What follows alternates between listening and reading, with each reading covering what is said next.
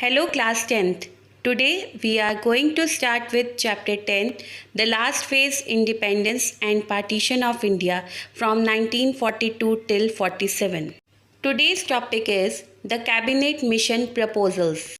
So the objectives of today's topic are causes of sending the cabinet mission, arrival of the mission February 1946, main provisions and clauses of the cabinet mission plan, reaction of the Congress and the League. Now let's discuss some key terms. Number 1, interim government.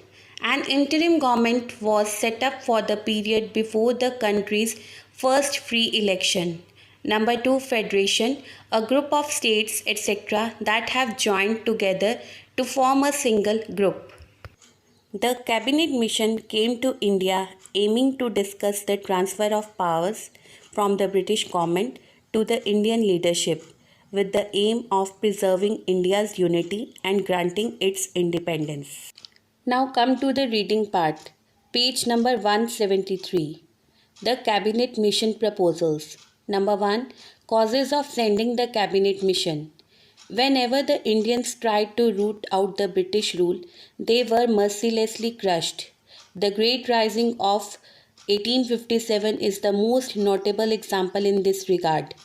Similarly, the British adopted the policy of repression to crush and curb the anti-partition of Bengal movement, the non-cooperation movement, the civil disobedience movement, and the Quit India movement.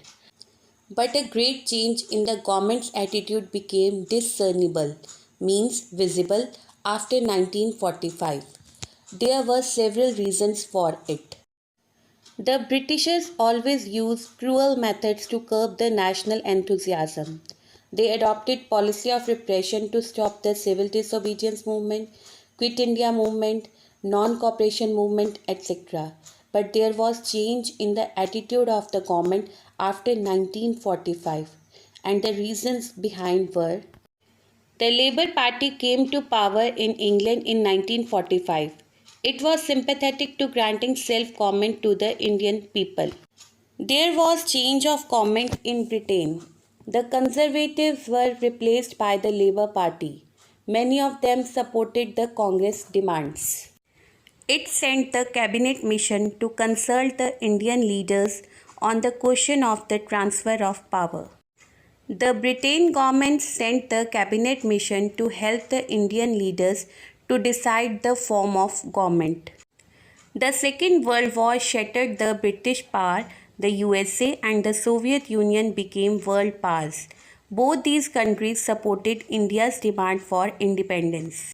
The Second World War changed the balance of power in the world.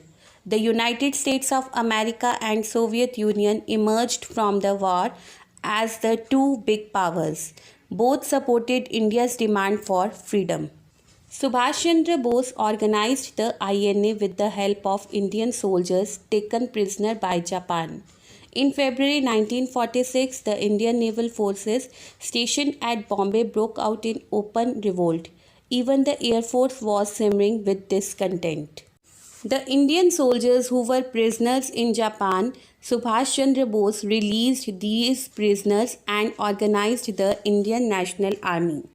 There was a revolt of the Indian naval ratings at Mumbai in 1946. The British hold on armed forces was slipping and they had to change their attitude towards India. The Indian workers organized themselves and stood together to fight for their rights.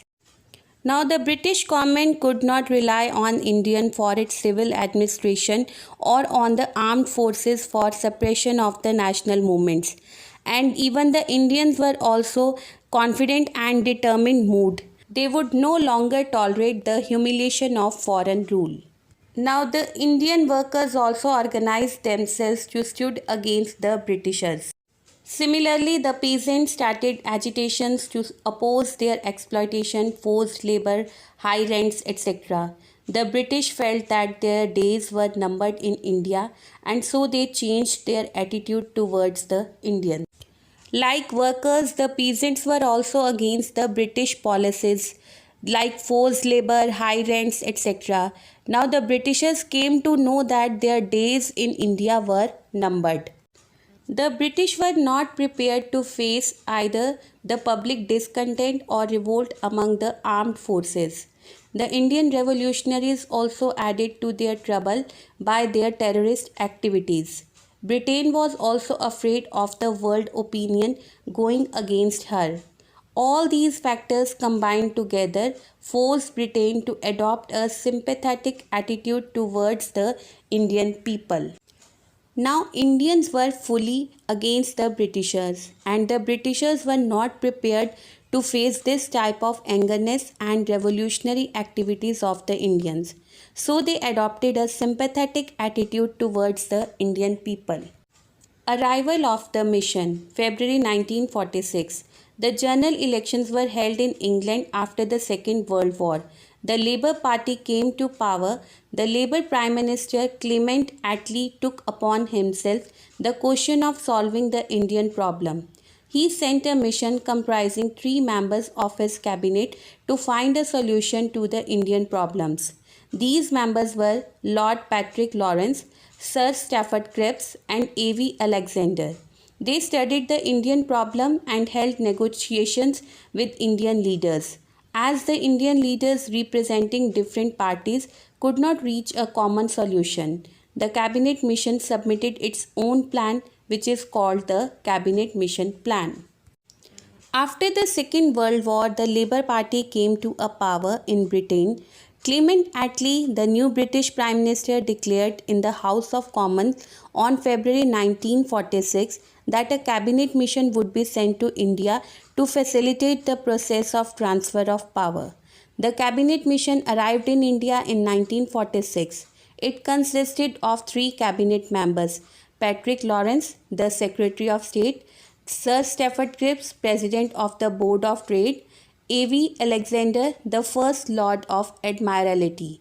They held discussions with various Indian leaders representing all sections and parties. Main provisions and clauses of the Cabinet Mission Plan. Following were the main provisions of the plan. The Cabinet Mission proposed a 2-tier federal plan which was expected to maintain national unity while conceding the largest measure of regional autonomy. There was to be a federation of all the provinces and states of India. The federal center would control only defense, foreign affairs, and communication.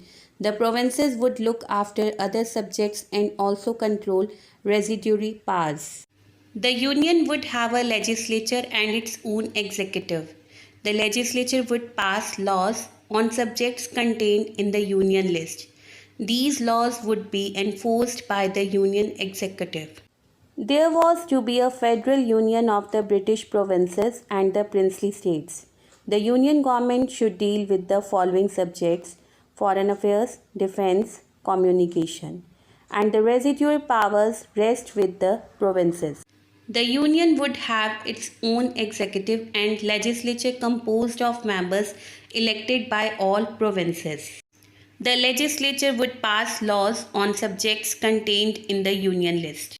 The provinces would be free to form regional unions to which they would surrender some powers by mutual consent.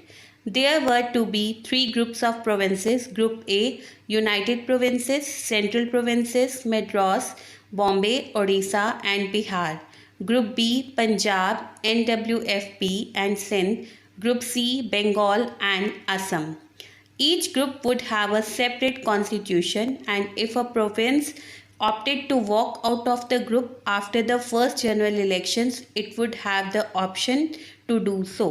The British provinces would be divided into groups: Group A, Group B, Group C. Each group could determine the provincial subjects to be taken in common.